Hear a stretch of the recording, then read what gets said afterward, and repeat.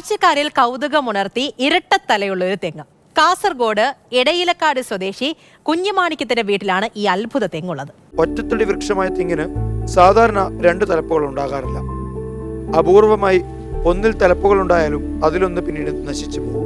35 വർഷങ്ങൾക്ക് മുൻപ് കുഞ്ഞുമാണിക്യത്തിന്റെ ഭർത്താവ് KV കൊട്ടനാണ് നാടനിനത്തിൽപ്പെട്ട തെങ്ങ് നട്ടത്.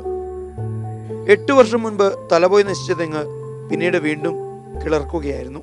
പെട്ടെന്ന് എൻ്റെ തല പോയി. തല പറ്റി അങ്ങനെ ഇത് നഷ്ടപ്പെട്ടു പോയിന്ന്. കുറേ കഴിയുമ്പോൾ ഉണ്ടതിന് ഒരു തല വരുന്നു.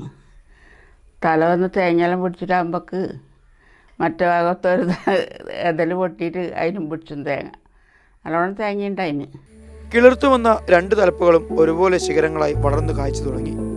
ഇപ്പോൾ 3 വർഷമായി 2 ശിഖരങ്ങളിൽ നിന്നും ഇവർക്ക് കായ്ഫലം ലഭിക്കുന്നുണ്ട്.